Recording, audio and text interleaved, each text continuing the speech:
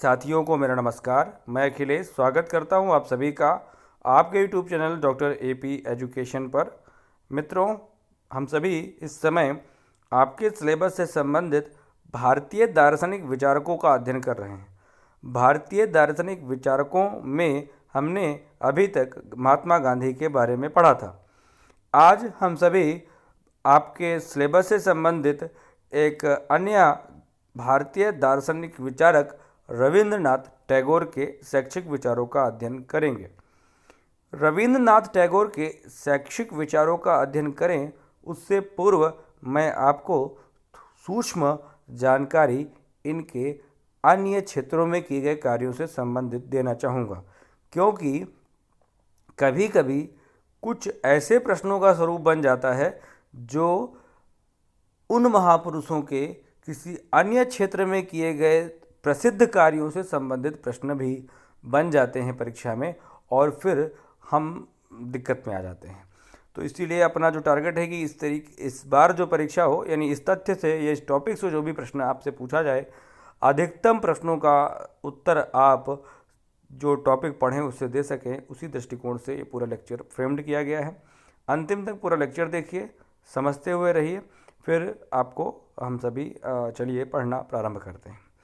तो रविंद्रनाथ टैगोर, पूरा नाम हम जानते हैं, रविंद्रनाथ टैगोर हैं। जन्म इनका 6 मई 1861 को हुआ है। कब हुआ है, जरा रुकिए, 6 मई 1861। गांधी जी को मैंने आपको पढ़ाया, कब हुआ उनका जन्म, 2 अक्टूबर 1869 में हुआ, यानी 70 से कम, यानी गांधी जी से बड़े हैं ये।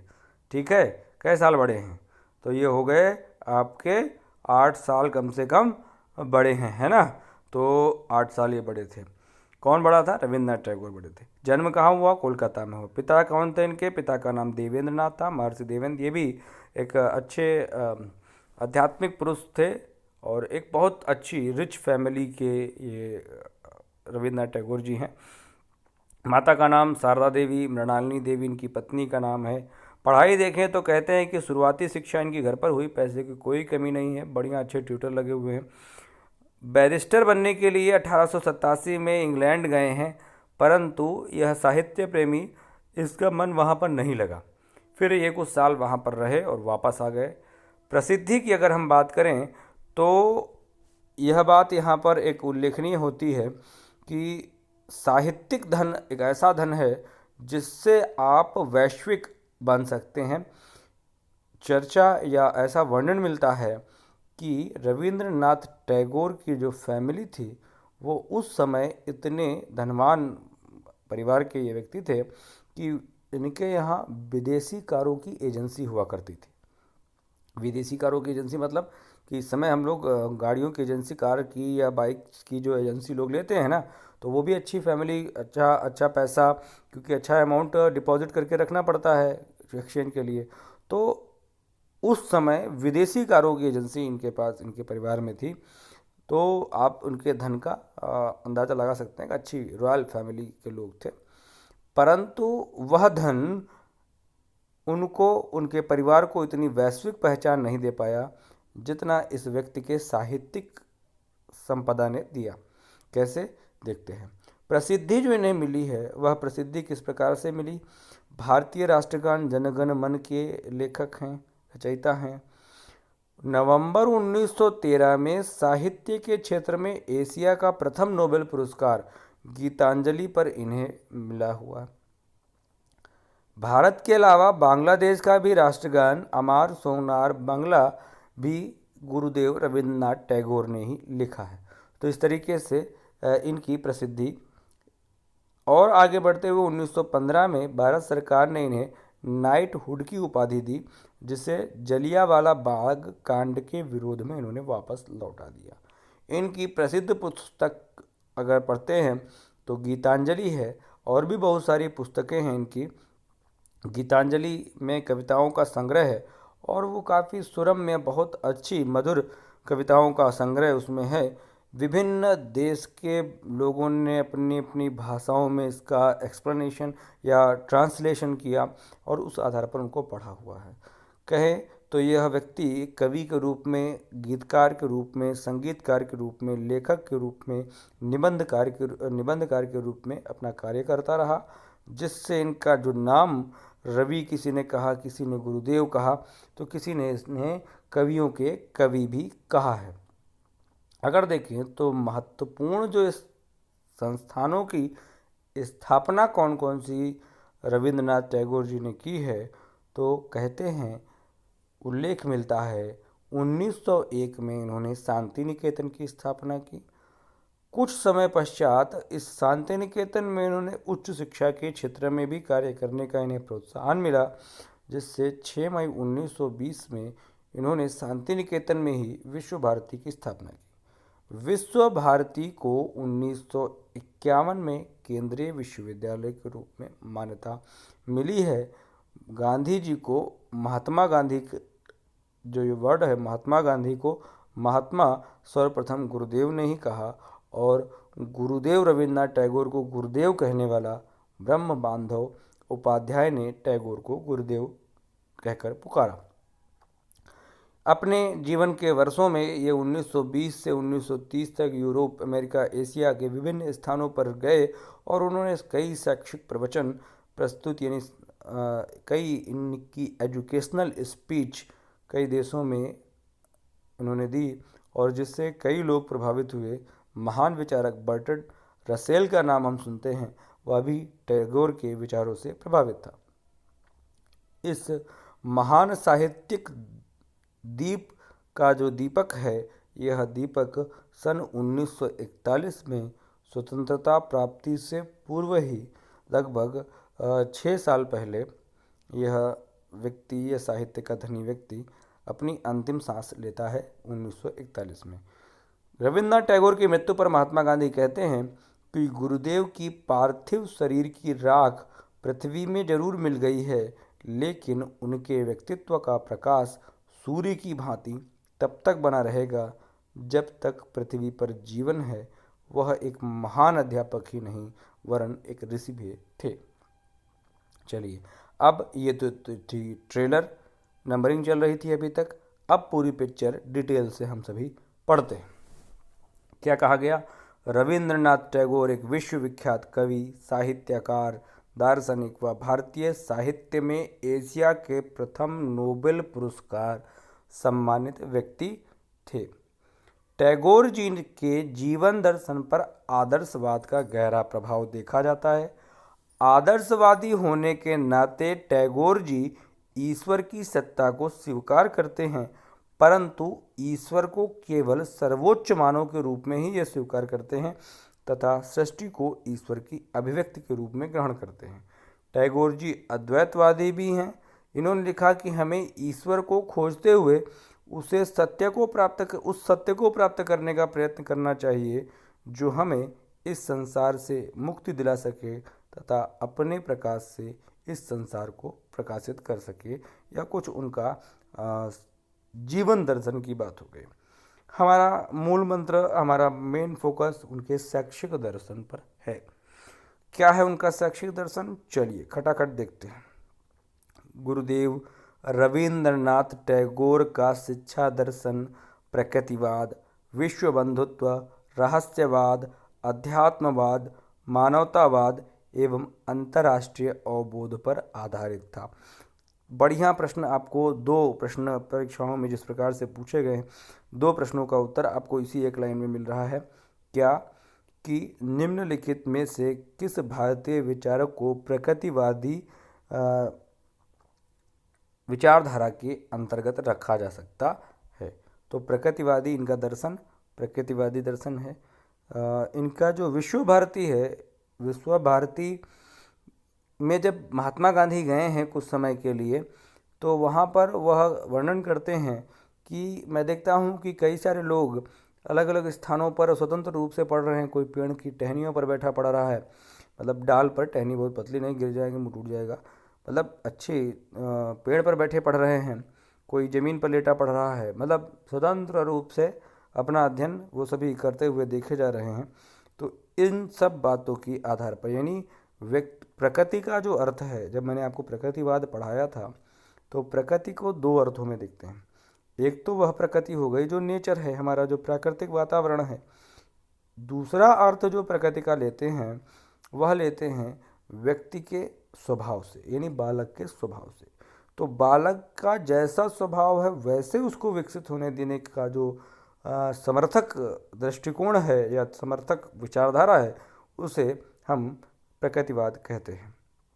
इनका दर्शन प्रकृतिवाद पर आधारित है, विश्व बंधुत्व पर आधारित, यानी सभी संस्कृतियों के मध्य यह समन्वय की बात करते हैं। विश्व बंधुत्व पर आधारित है इनका दर्शन। रहस्यवाद, अध्यात्मवाद, मानवतावाद और अंतर्राष्ट्रीयवाद अवबोध पर आधारित है। इस पर मैंने इसलिए फोकस किया है, लेकिन क्योंकि इस पर आपके 2-3 बार प्रश्न आपके परीक्षाओं में पूछे जा चुके हैं।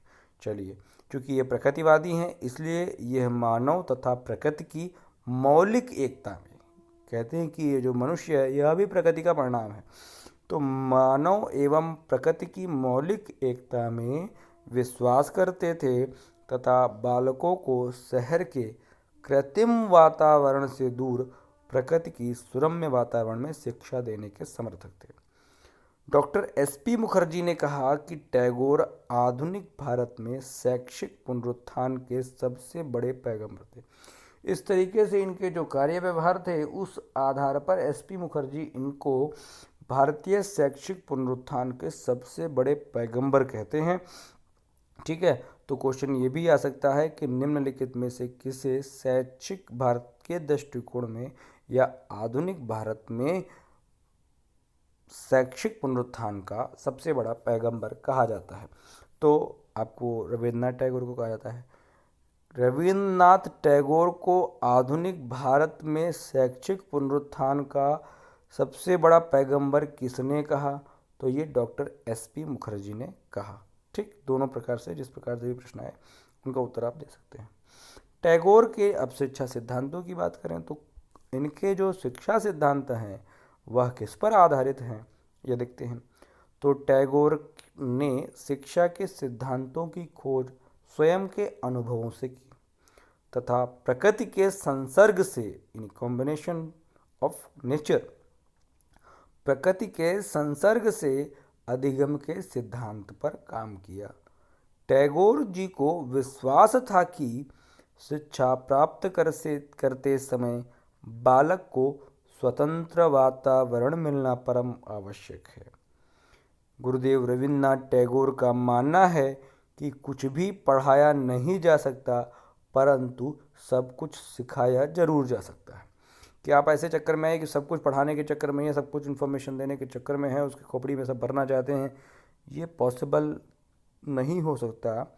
परंतु हम उस बालक को इस प्रकार का अवसर, इस प्रकार की प्रेरणा, इस प्रकार से उसके स्वभाव के अनुसार सीखने के लिए प्रेरित करें जिससे वह सब कुछ सीखना सीख जाए।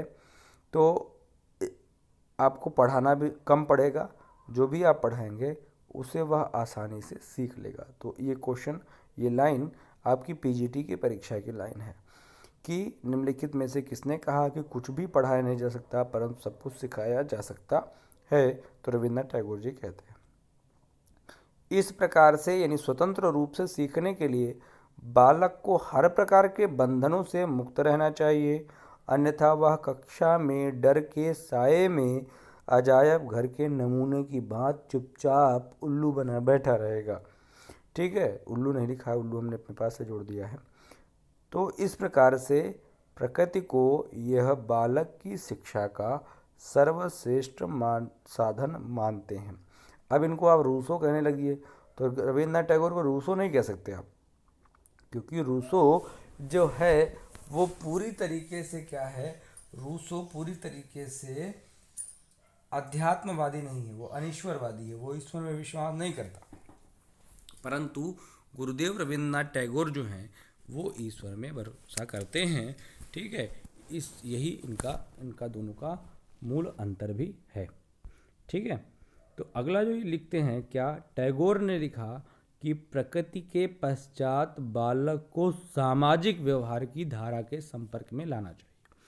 कह रहे हैं पहले बालक को नेचुरली डेवलप होने दीजिए, फिर उसको सामाजिक व्यवहार की धारा के संपर्क में लाइए। नेक्स्ट टू नेचर, ठीक है, बाद में नेचर, नेक्स्ट टू नेचर, पहले नेचर में, उसके बाद next to nature the child should be brought into touch with the stream of social behaviour. Okay, आगे देखते हैं टैगोर जी के शिक्षा के आधारभूत सिद्धांतों के बारे में।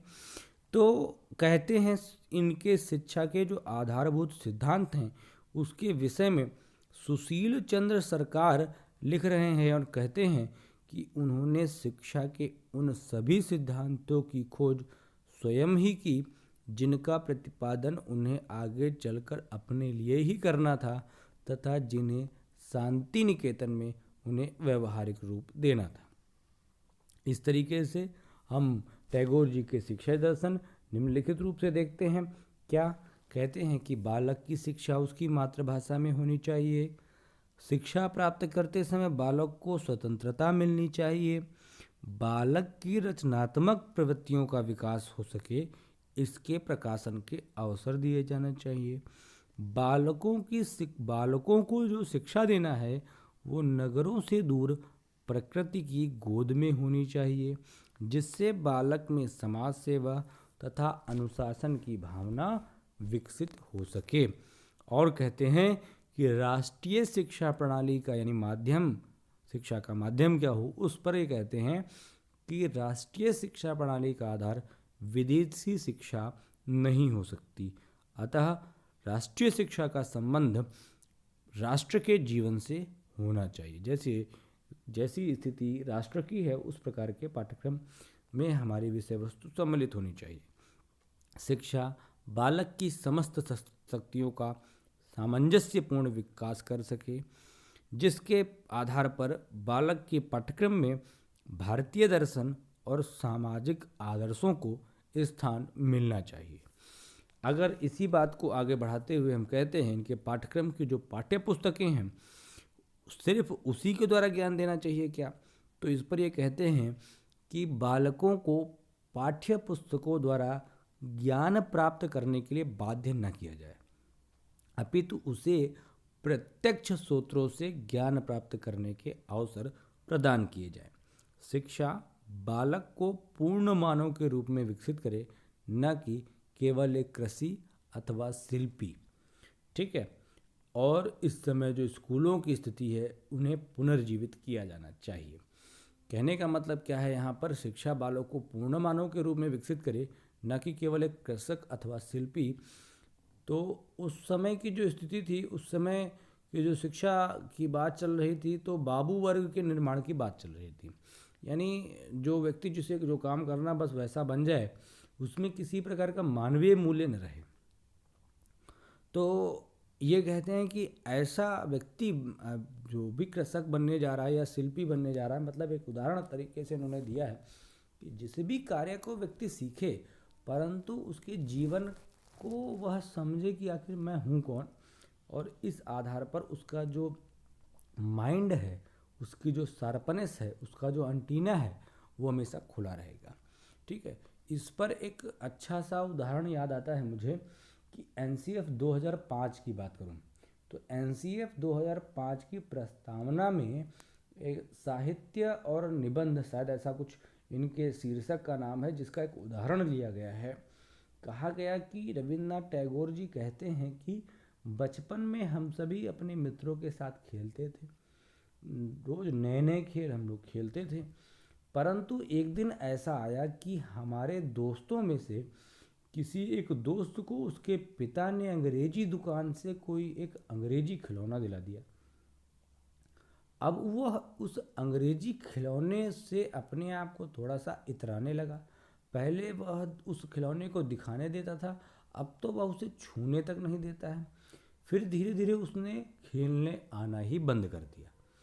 तो क्या हुआ, फिर उस दिन उन्होंने कहा कि उस समय तो मैं नहीं समझ पाया, लेकिन मैंने जब इस बात को सोचा तो मुझे लगा कि उस व्यक्ति को जो मिला है, उस बालक को जो मिला है वह उसमें खुश है, परंतु उसने कितना बड़ा नुकसान किया है, उसने जो खोया है वह नहीं समझ पा रहा। उसने खोया क्या है, उसे एक बना बनाया खिलौना तो मिल गया जिसमें चाबी भरेगा ड्रर गाड़ी भाग जाएगी, परंतु उस व्यक्ति ने नित्य नए सृजन की योग्यता खोई है जो उसे खेलों के माध्यम से मिलने वाली थी। ठीक है, इसी प्रकार से व्यक्ति को पूर्ण मानव बनाने की बात कह रहे हैं और स्कूल को पुनर्जीवित करने की आवश्यकता व्यक्त करते हैं। इनकी शिक्षा की अवधारणा के आधार पर टैगोर जी ने लिखा कि सर्वोत्तम शिक्षा वह है जो हमें सूचना या ज्ञान प्रदान ही नहीं करती, अपितु हमारे जीवन का विश्व के समस्त जीवों के साथ मेल उत्पन्न करती है। अब इनके शिक्षा के उद्देश्यों की अगर हम बात करें तो इनके शिक्षा के उद्देश्य कोई नए नहीं हैं। इनके शिक्षा के उद्देश्य प्राचीन शिक्षा शास्त्रियों से ही मिलते जुलते हैं, जिन पर हम बात करें तो देखते हैं कि इनका एक उद्देश्य है शिक्षा का कि शारीरिक रूप से विकसित हो सके बालक का मानसिक विकास हो। बालक का मानसिक विकास में क्या कह रहे हैं, बालक के मानसिक विकास के लिए मात्र पुस्तकीय ज्ञान आधार न बनाए जाए, बल्कि बालकों को प्राकृतिक क्रियाओं के माध्यम से मानसिक विकास के अवसर उपलब्ध हों। टैगोर जी आगे लिखते हैं कि पुस्तकों की अपेक्षा, ये क्वेश्चन आ चुका, पुस्तकों की अपेक्षा प्रत्यक्ष रूप से जीवित मनुष्यों को जानने का प्रयास करना ही सच्ची शिक्षा है। इससे कुछ ज्ञान ही प्राप्त नहीं होता, अपितु जानने की शक्ति का इतना विकास हो जाता है जितना कक्षा में दिए जाने वाले व्याख्यान द्वारा होना संभव नहीं है। आगे मानसिक विकास के साथ साथ व्यक्ति के नैतिक और आध्यात्मिक विकास का भी बात करते हैं। सभी शक्तियों के विकास का उद्देश्य इनकी शिक्षा का एक महत्वपूर्ण उद्देश्य है। वैसे तो टैगोर जी चूँकि प्रकृतिवादी हैं, प्रकृतिवादी जो व्यक्ति है वह व्यक्तिवाद पर आधारित है, यानी बालक के इंडिविजुअल फ्रीडम पर आधारित बात करता है।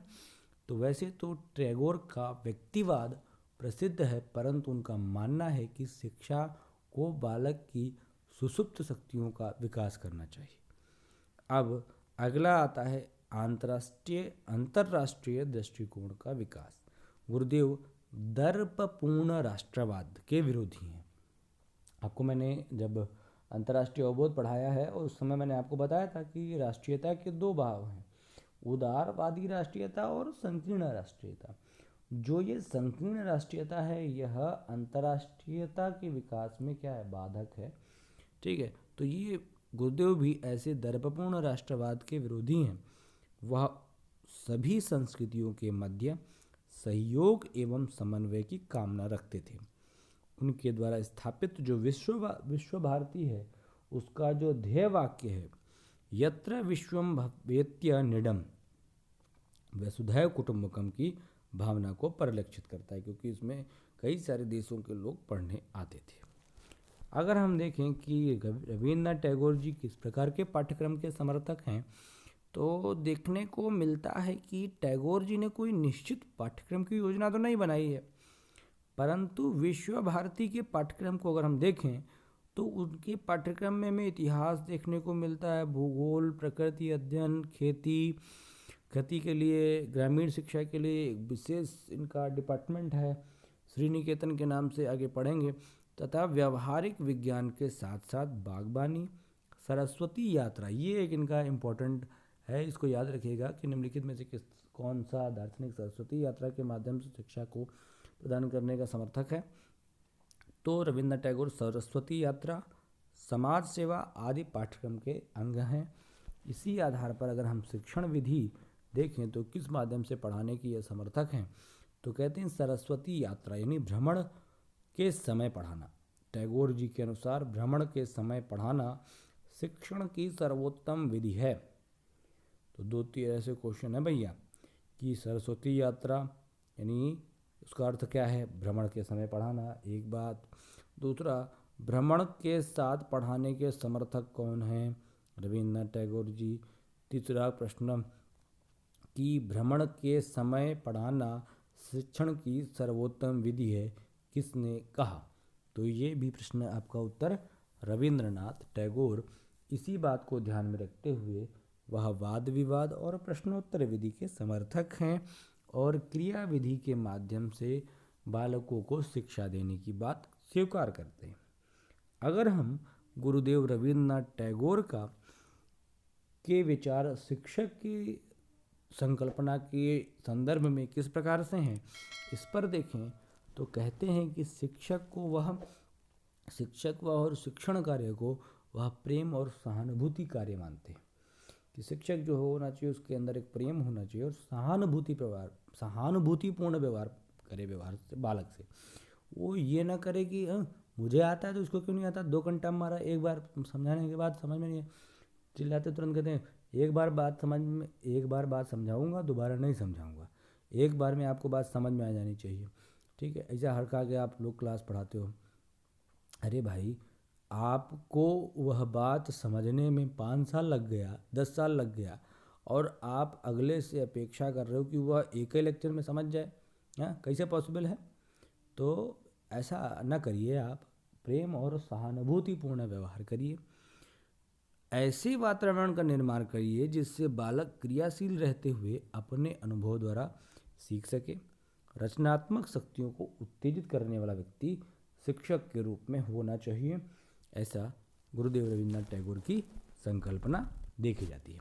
अब आगे देखें, डॉक्टर राधा कृष्णन के शब्दों में अगर हम इसको फाइनल कंप्लीट करें तो रविन्द्रनाथ ने किसी मौलिक दर्शन, राधा कृष्णन जी कहते हैं उनके पूरे शैक्षिक प्रयासों का अध्ययन करने के पश्चात, कि रविन्द्रनाथ ने किसी मौलिक दर्शन को तो उत्पन्न करने का दावा नहीं किया। उनका लक्ष्य भारतीय परंपरा का विश्लेषण करना अथवा उस पर चिंतन करना नहीं था, अपितु उन्होंने इसको अपने स्वयं की सजीव शैली तथा सामान्य अलंकारिक भाषा में व्यक्त किया तथा आधुनिक जीवन में उसका औचित्य बताया है। कौन बताया है? रविन्द्रनाथ टैगोर जी। ये बात कहे कौन रहा है? ये बात कह रहे हैं डॉक्टर राधा कृष्णन। अब हम जरा सा विश्व भारती पर नज़र दौड़ा लें, क्योंकि विश्व भारती से प्रश्न आ चुका है। प्रश्न आया था कि निम्नलिखित में से विश्व भारती के अध्यापक प्रशिक्षण विभाग को क्या नाम दिया गया। ठीक, तो आपके लिए जो लेक्चर बनाने में या आपको भेजने में जो समय लग जाता है उसका एक बड़ा कारण, ऐसा मत समझिए कि मैं एकदम शादी बारात में रसगुल्ले खा रहा हूँ। ठीक है, जो भी लेट हो रहा है आपको लेक्चर सेंड करने में या फिर आपकी यूनिट के सिलेबस को प्रिपेयर करने में, उसमें सिर्फ यही है कि मैं जो चाहता हूँ कि जब मैं आपको कोई कंटेंट भेजूँ या मैं कहूँ कि ये नोट्स हैं और ये आप अब खरीदिए, जब मैं ये कह दूँ तो मैं ये सोचता हूँ कि आपसे मैं अगर 100 रुपये भी ले रहा हूँ या 50 रुपये भी ले रहा हूँ तो 5 पैसे भी ले रहा हूँ, तो वह उसका पूरा का पूरा आपको प्रतिफल मिल सके। इसीलिए मैं अभी कहीं पर भी ऐसा कमिटमेंट नहीं कर रहा हूँ कि मैं अभी तुरंत आपको नोट देने, लेकिन हाँ, इससे संदर्भ में मैं अच्छा कंटेंट मैं कलेक्ट कर रहा हूँ। लगभग फर्स्ट यूनिट कंप्लीट होने वाली है। ठीक है, तो जैसे ही कंप्लीट होती है फिर मैं आपको उसका लिंक और कैसे उसे प्राप्त करना उसके बारे में मैं आपको बता दूंगा। फ़िलहाल इसीलिए मैं सामने आकर नहीं पढ़ा रहा हूँ, क्योंकि आपको ये नोट्स मिल सकें। आप वीडियो से भी नोट्स बना सकते हैं बहुत आसानी, बहुत धीरे धीरे। अगर मैं बोल रहा हूँ तो आप 2x मोड पे लगा दीजिए, तेज़ तेज़ पढ़ लीजिए। ठीक है, तो ये सारी सब फिलहाल की परिस्थितियाँ हैं और मैं आगे से प्रयास करूँगा कि आपको मैं समय पर चीज़ें उपलब्ध करा सकूं, लेकिन चीज़ें सब कुछ उपलब्ध हो जाएंगी। थोड़ा सा लेट भले लग रहा है। चलिए, विश्व भारती की अगर बात करें तो विश्व भारती क्या है भैया, इनका 1901 में रविन्द्रनाथ टैगोर ने ब्रह्मचारी आश्रम की स्थापना बोलपुर के निकट की, जिसे बाद में उन्होंने शांति निकेतन कहा। यही जो स्थान है, यही स्थान रविन्द्रनाथ टैगोर जी के पिताजी के भी आध्यात्मिक, जब भी वो उस चेतना के लिए ऐसी जगहों पर आते थे तो वह भी इसी स्थान पर जाते थे। प्रकृति का सुरम्य वातावरण था वहाँ पर, उन्होंने भी इसी स्थान को चुना और यहीं पर इन्होंने ब्रह्मचारी आश्रम की स्थापना की, जिसे उन्होंने बाद में शांति निकेतन कहा। स्पष्ट रूप से आप सीधे कह दीजिए कि 1901 में रविन्द्रनाथ टैगोर जी ने शांति निकेतन की स्थापना की। कुछ समय पश्चात टैगोर जी का ध्यान उच्च शिक्षा की ओर गया, तो अब उस शांति निकेतन में उन्होंने उच्च शिक्षा की व्यवस्था करने की बात करी। उच्च शिक्षा में वह यह चाहते थे कि बालक का जो मस्तिष्क है वह अंतर्राष्ट्रीय अवबोध और वसुधैव कुटुंबकम पर आधारित हो। इसीलिए उन्होंने अपने विद्यालय का नाम विश्व भारती रखा। यानी 6 मई 1922 में शांति निकेतन में ही उन्होंने विश्व भारती की स्थापना की। विश्व भारती की स्थापना उनके विश्व बंधुत्व के दर्शन पर आधारित थी। देखिए, मैंने आपको बताया है कि अगर एक एक शब्द किसी के लिए कहें, सुमेल करने या जो मैचिंग के क्वेश्चन आते हैं ना, कि एक तरफ लिखा है कि विचारक और उसका दर्शन लिखा है, गांधी जी लिखे हैं एक तरफ रविन्द्रनाथ टैगोर लिखे हैं, विवेकानंद लिखे हैं और महर्षि अरविंद लिखे हैं, और उसके बाद उनका दर्शन इधर लिखा हुआ है। तो क्या क्या एक एक नाम देंगे, अगर आप देते हैं नाम तो एक नाम देंगे महात्मा गांधी के लिए तो कहेंगे सर्वोदय दर्शन, ठीक। दूसरा रविन्द्रनाथ टैगोर के लिए कहते हैं तो रविन्द्रनाथ टैगोर के लिए जो दर्शन है वो विश्व बंधुत्व का इनका दर्शन है, ठीक है।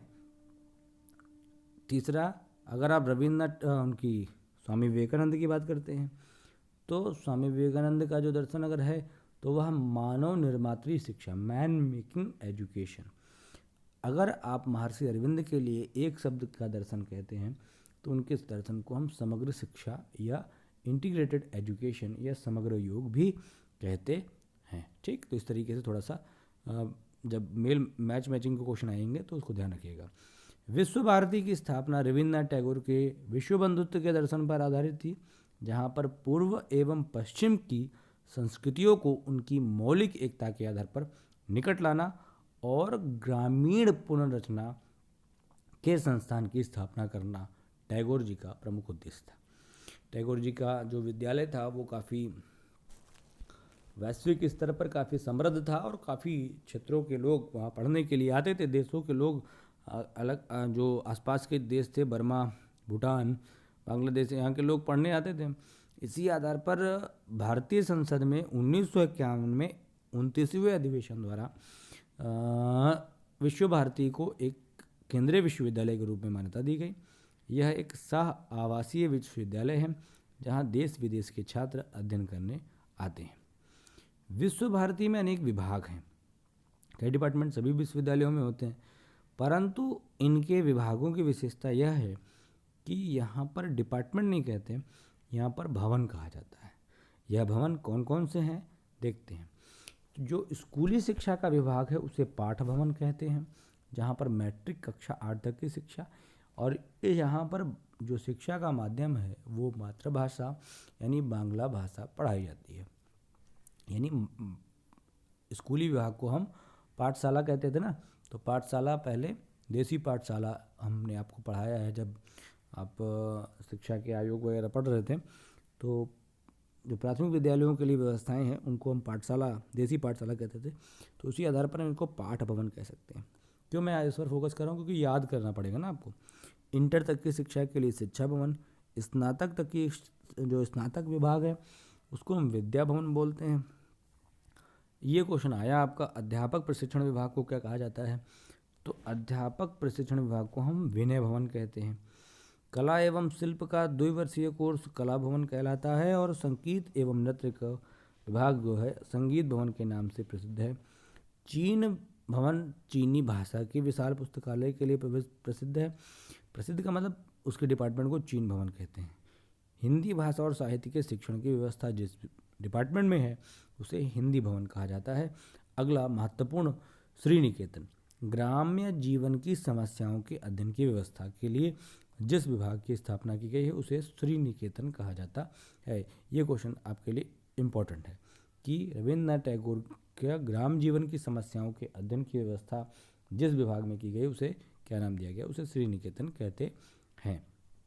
शिल्प के विभिन्न पाठ्यक्रम जिस विभाग में पढ़ाए जाते हैं उन्हें शिल्प भवन कहा जाता है।